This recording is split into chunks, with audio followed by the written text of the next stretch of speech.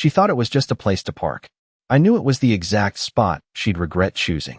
The low rumble of my excavator idled beneath me, a steady mechanical heartbeat vibrating through the steel frame and up into my boots as the early morning air carried that damp, earthy smell of freshly turned soil mixed with diesel fumes, the kind of scent that sticks to your clothes and reminds you exactly where you stand. And right in front of me, under the pale Texas sun just breaking over the horizon, sat a pearl-white SUV slowly sinking an inch at a time into ground that had no intention of holding it. My name is Ethan Cole, and this land, every inch of it, has been in my family for 3 generations, 62 acres of hard-earned dirt just outside a subdivision that showed up about 5 years ago like it had something to prove. All clean sidewalks and matching mailboxes, the kind of place where people measure grass with rulers and call it community pride.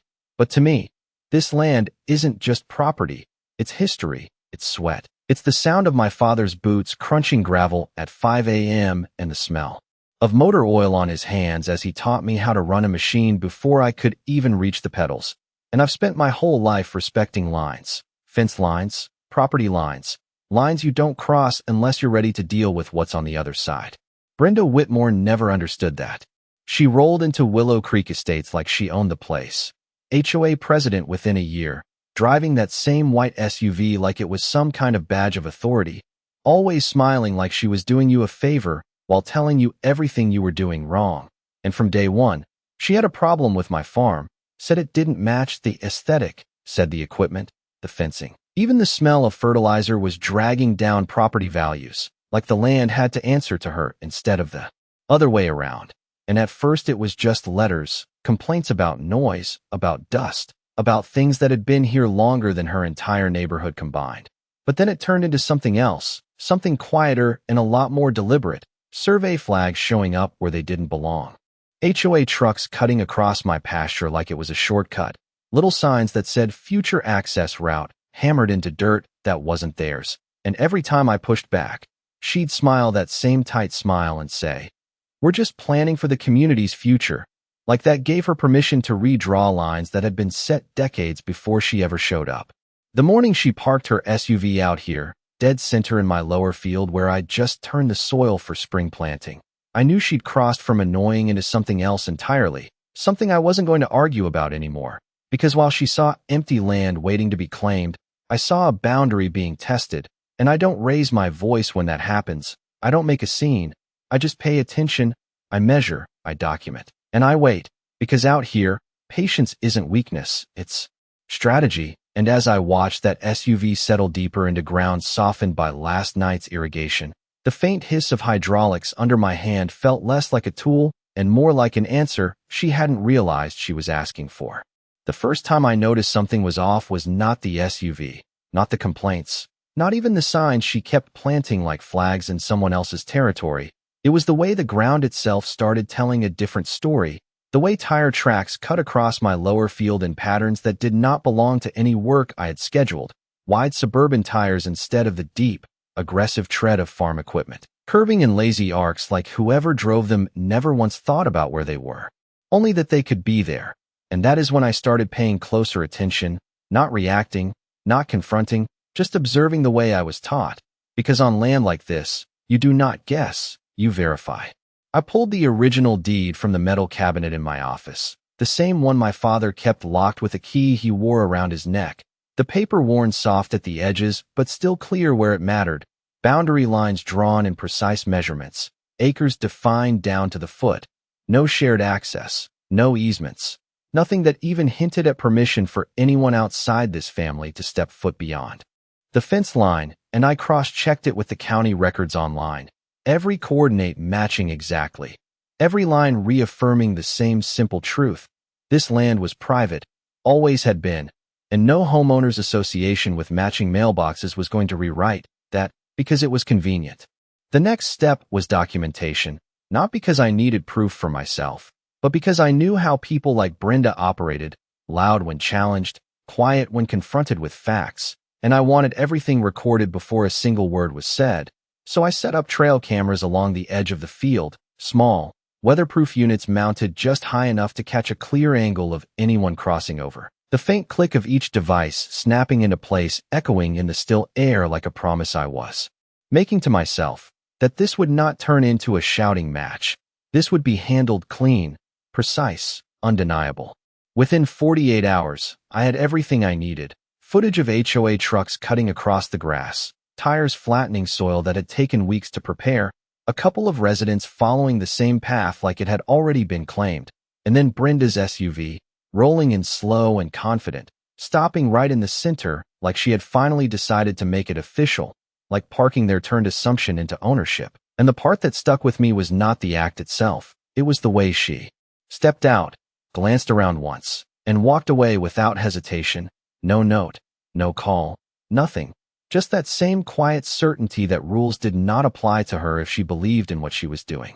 I could have called her right then, could have told her to move it, could have escalated the whole thing into one more argument she would twist into something else, but I did not, because by that point I understood the pattern. This was not about a single mistake. It was about testing limits, pushing a little further each time to see where resistance showed up.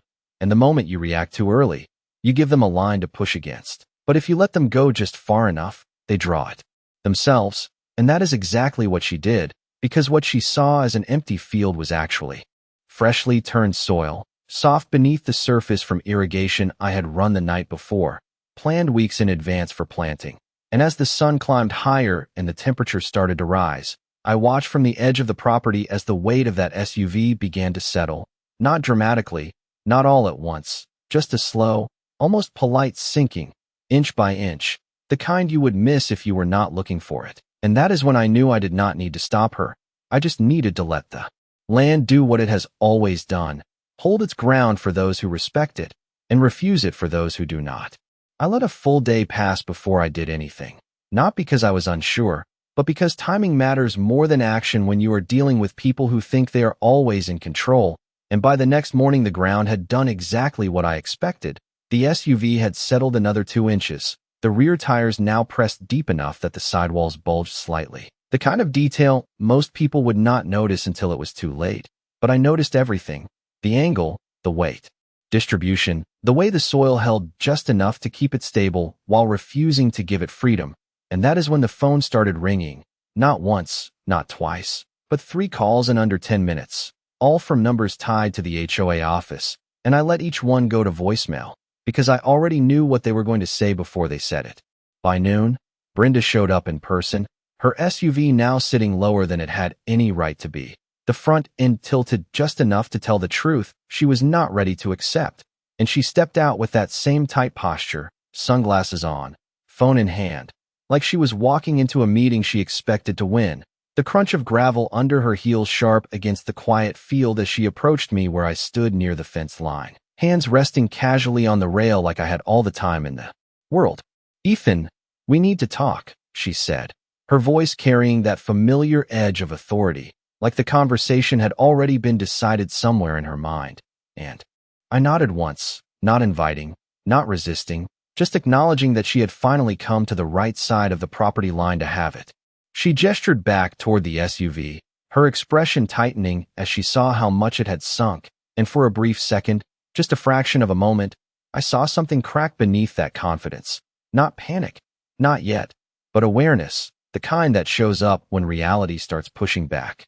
"Your field is unstable," she said, like she was filing a report instead of stating the obvious. "This is a safety concern, and you are responsible for maintaining conditions that do not damage community property." I almost smiled at that, not because it was funny, but because it was predictable. The same pattern, redefine the situation, shift the responsibility, speak it like it is already true. And I could hear the faint hum of my excavator behind me, still idling where I left it, a steady mechanical presence that did not argue, did not negotiate, just waited. I reached into my pocket and pulled out a folded copy of the notice I had prepared the night before, printed clean, dated, documented, every word chosen carefully, and handed it to her without a single extra motion, the paper catching slightly in the breeze before settling in her hand. She glanced down, her eyes moving across the lines, and I watched the shift happen in real time.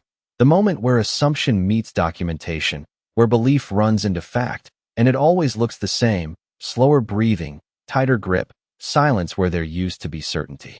The notice was simple, clear language stating that her vehicle had been left on private property without permission, that she had 24 hours to arrange removal at her own expense, and that any continued presence would be considered trespassing under county code.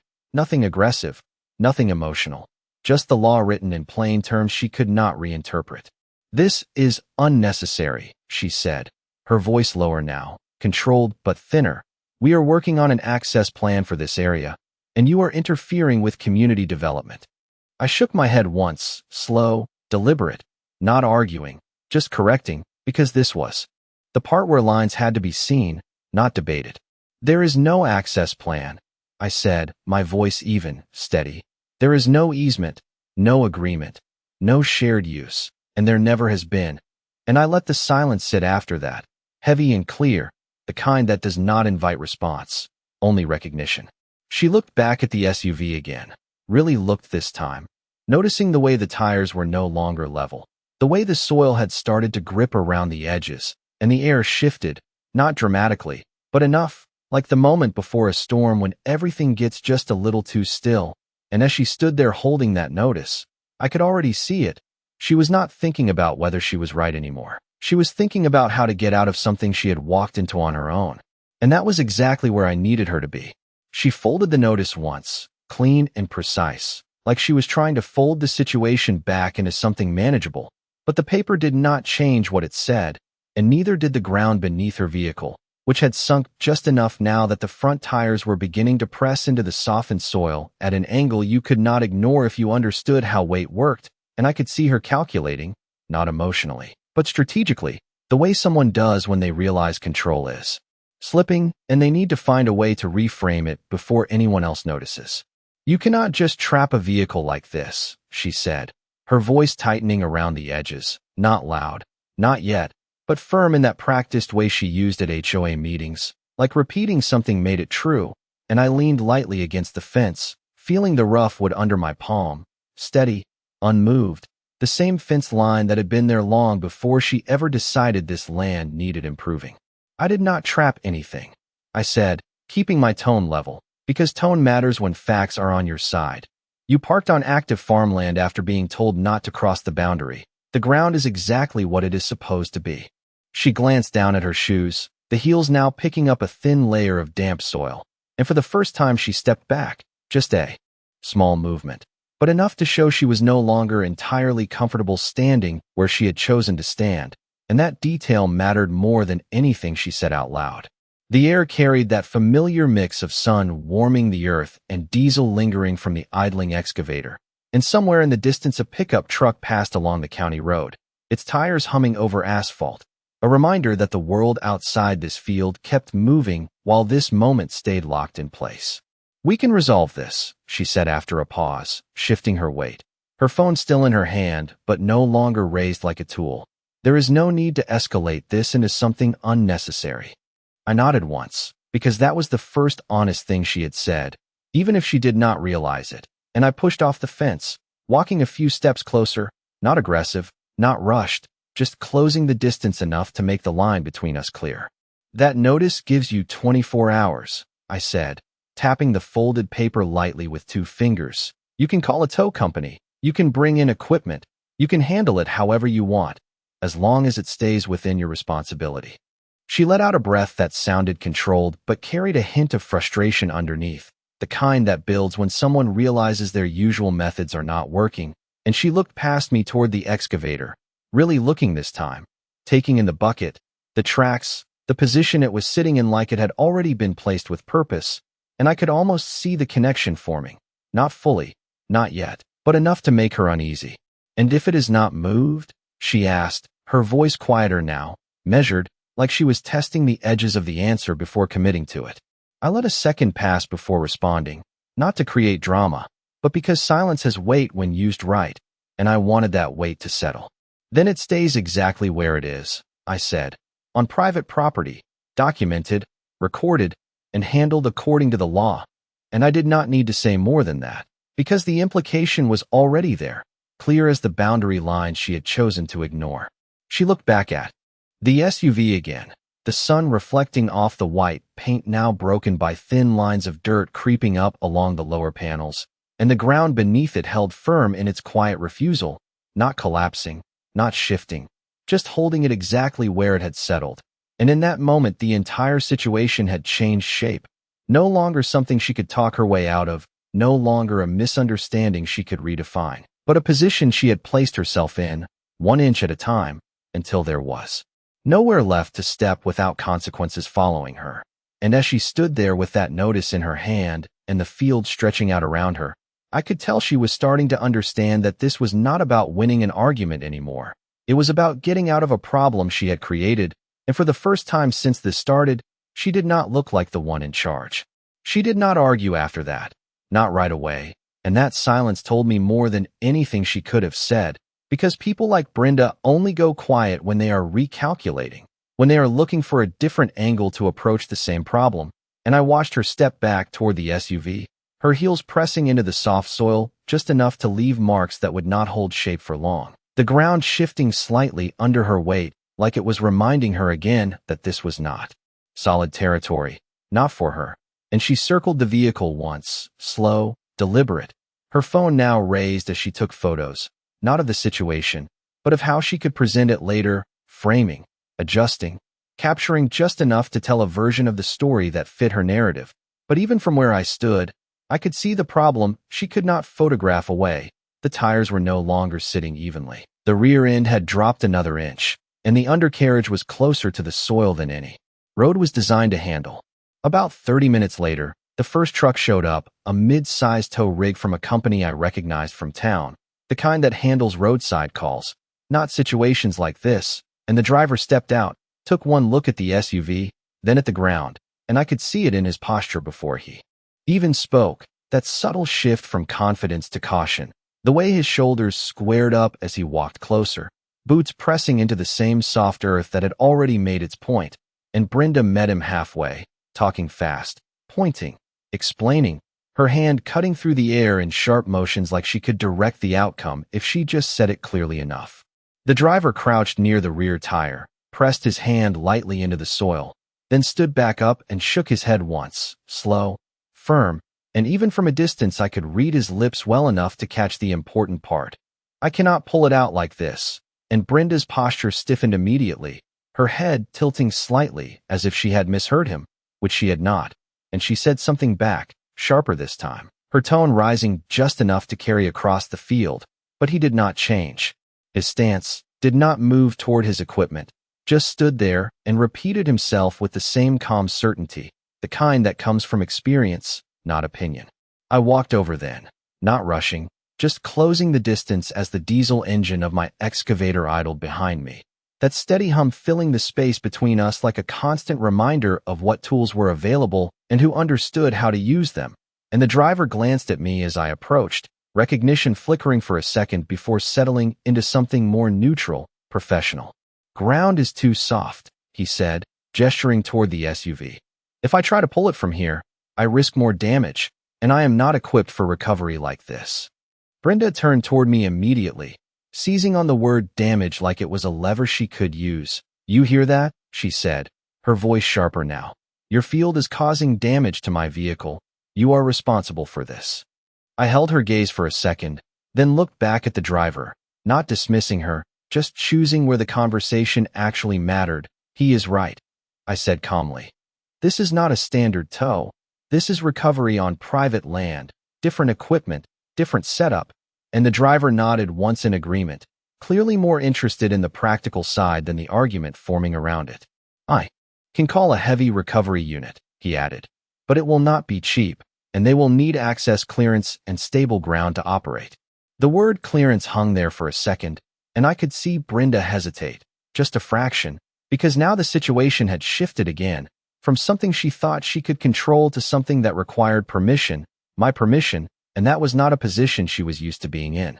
I stepped back slightly, giving the space back to her, not pressing, not pushing, just letting the reality sit where it was, solid and unmoving, like the boundary she had crossed. And as the engine behind me continued its steady rhythm and the sun climbed higher, drying the top layer of soil while leaving the deeper ground soft and unyielding, It became clear that this was no longer about getting the SUV out quickly. It was about how much it was going to cost her to undo a decision she had made, without thinking it all the way through. And for the first time since she walked onto this land, every option in front of her came with a price she could not talk her way around. The tow truck left after about 15 minutes, the driver giving me a small nod before climbing back into his cab, diesel engine rumbling as he pulled away down the county road, leaving behind nothing but tire marks on gravel and a problem that had not moved an inch, and the silence that followed felt heavier somehow, like the field itself had settled into what it already knew was coming. And Brenda stood there watching the truck disappear, her arms crossed now, phone lowered, the confidence she walked in with replaced by something tighter, something more controlled, like she was holding back frustration that had nowhere useful to go. She turned back toward me slowly, the sun catching the edge of her sunglasses as she spoke again, her voice measured but sharper than before. This is not over, Ethan. You are interfering with a planned development corridor, and I will have the board review this immediately. And I could hear the shift in her words, not certainty anymore, but escalation, reaching for authority that did not apply here. And I let her finish without interruption, because sometimes the best response is letting someone hear themselves clearly. There is nothing to review, I said calmly, the same steady tone I had used from the start. There is no corridor, no approval, no documentation, just assumptions and tire tracks. And I could see that land on her, not dramatically, but enough to make her jaw tighten slightly as she looked past me again, this time not at the excavator, but at the open stretch of field behind it, like she was trying to imagine it as something else, something she could still claim. The heat had started to build by then, late afternoon sun pressing down, drying the surface layer of soil while the deeper ground stayed soft and holding, the kind of condition that looks stable until you understand what is underneath. And I walked over to the excavator, resting my hand briefly on the metal frame, feeling the warmth from the engine, the faint vibration still running through it like a quiet pulse. And I climbed into the cab without rushing, not making a show of it, just moving, with purpose the same way I had done 1,000 times before. From up there, the view changed slightly, not in distance, but in perspective, and I could see the full picture clearly. The SUV sitting off level, the ground around it uneven, the line where the soil shifted from firm to soft, all the small details that added up to one simple fact. It was not going anywhere without the right approach, and that approach required knowledge, not authority. Brenda stepped closer as I adjusted the controls, the faint hiss of hydraulics responding to the slightest movement of my hand, and she raised her voice just enough to carry over the engine.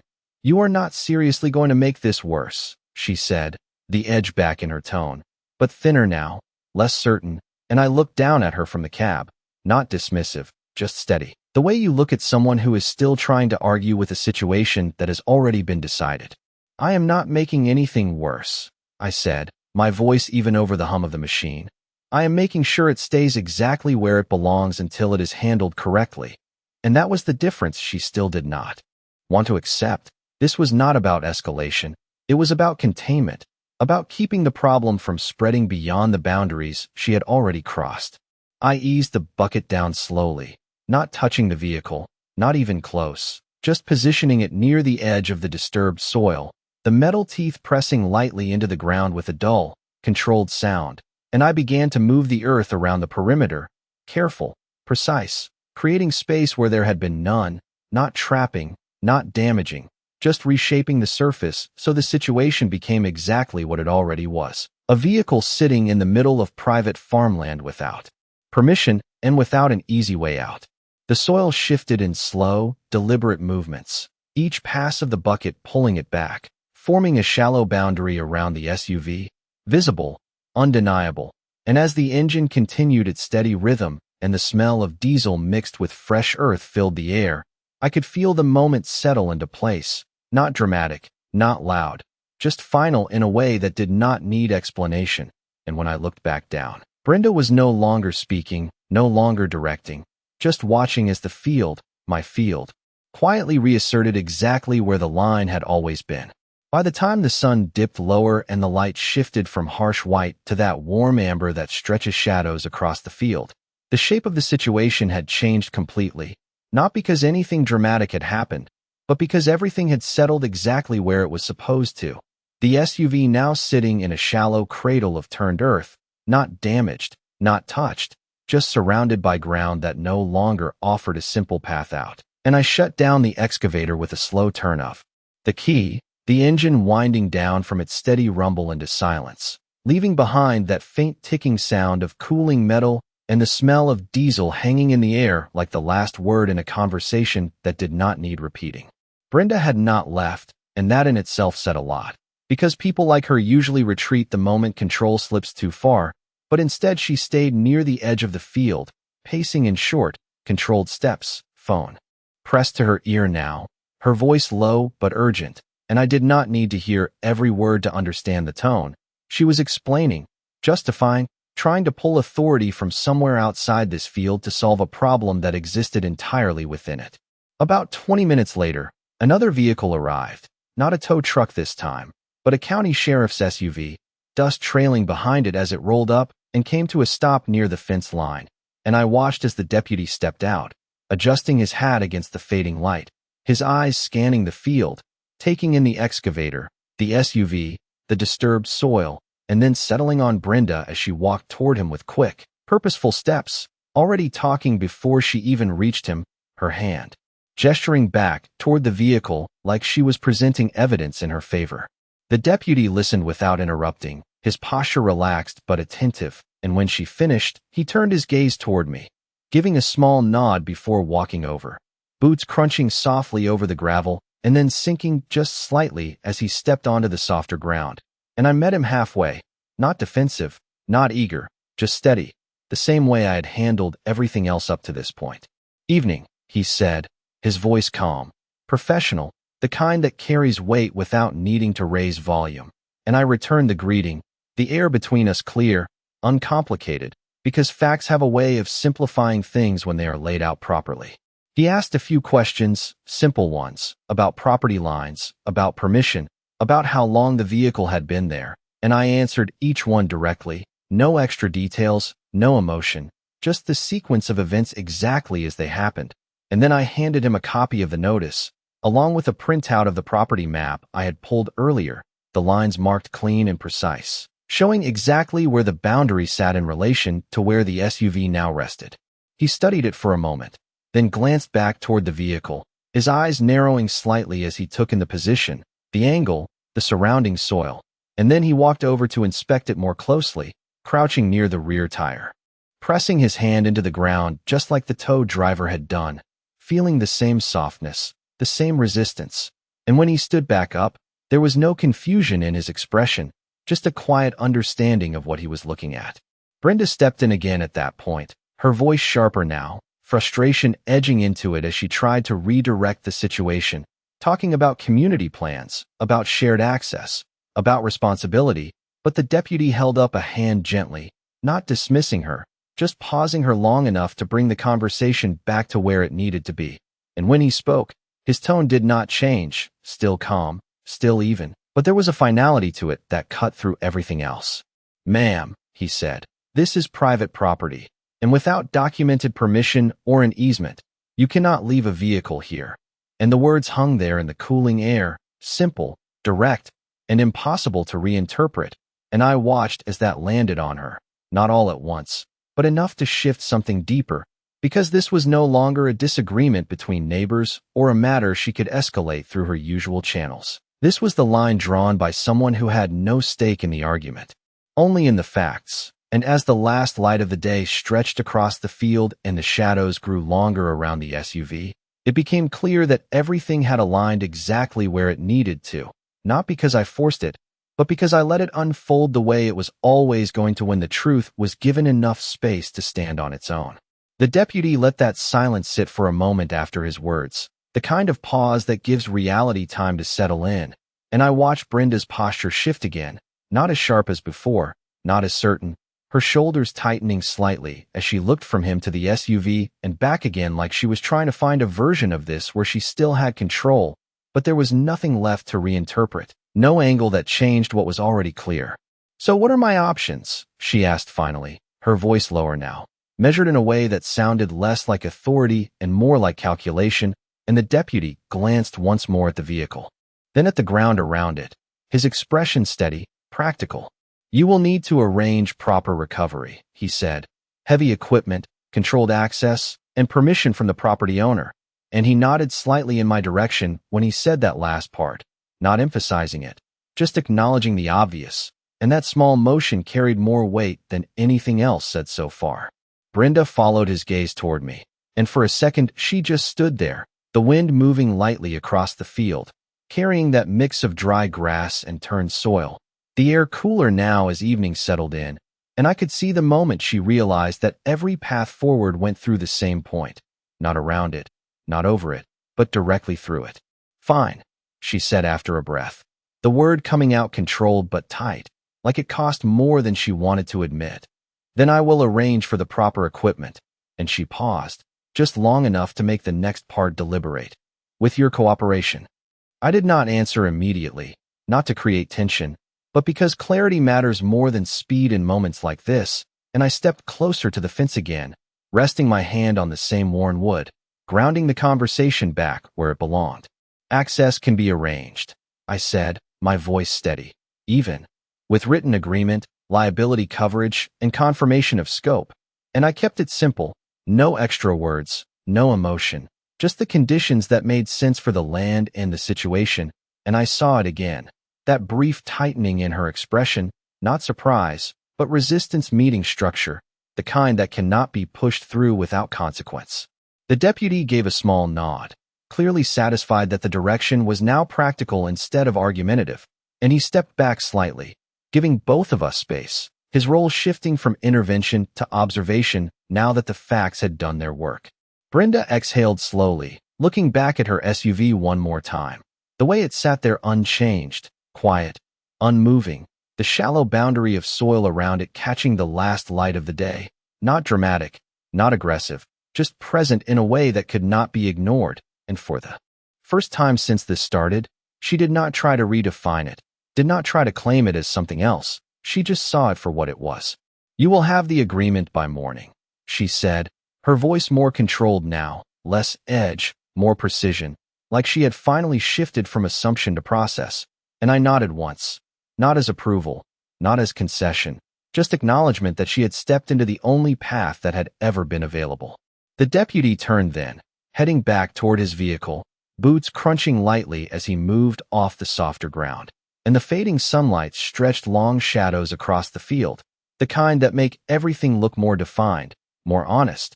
And as his engine started and the red and blue lights flickered briefly before shutting off, the scene settled into something quieter, something resolved in its direction even if not yet in its outcome.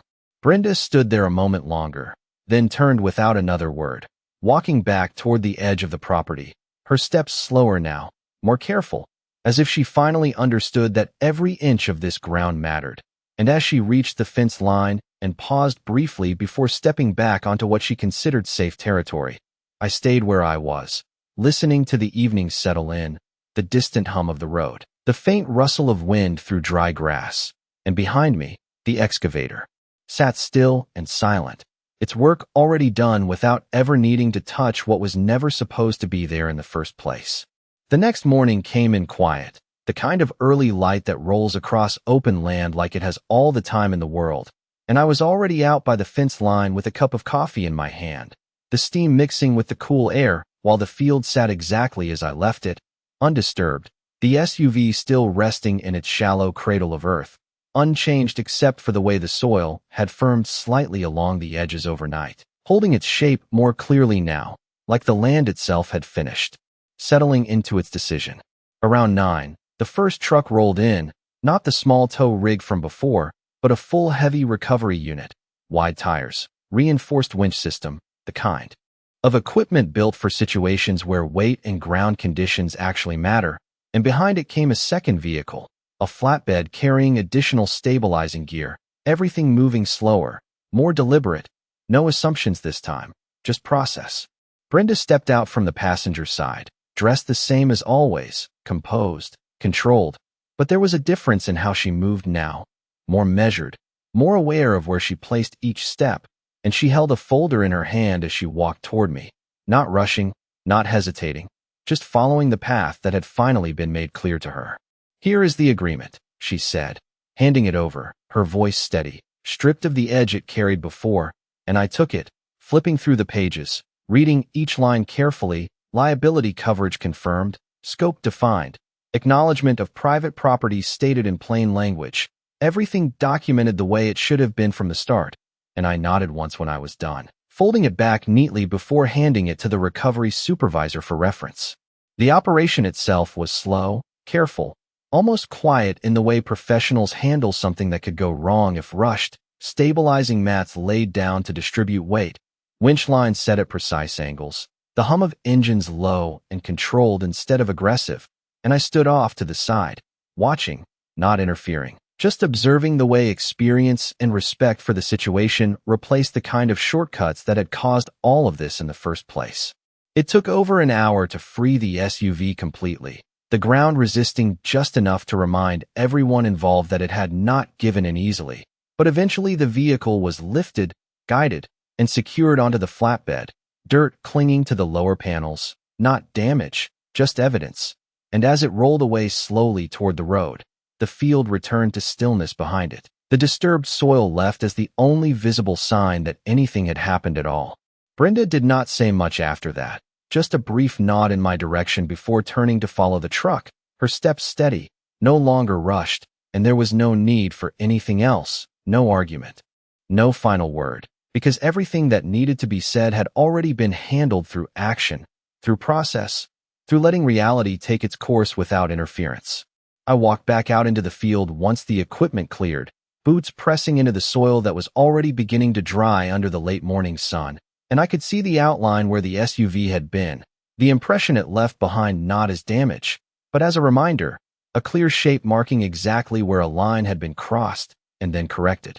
I climbed back into the excavator one last time, easing the bucket down to level the ground, smoothing out the edges, returning the field to what it was meant to be, each pass deliberate, controlled, restoring the surface without erasing the lesson, because land like this remembers, even if people try not to. By the time I shut the engine down again, the field looked almost untouched, just another stretch of soil ready for planting, quiet, steady, exactly as it should be. And as I stood there looking out over it, the only thing that stayed with me was how simple it had always been. She thought she could use the land because it was there, but in the end, it was never about the land being empty. It was about who understood it, respected it, and knew exactly where the line was drawn, because out here, that line does not move. It just waits for someone to realize they crossed it.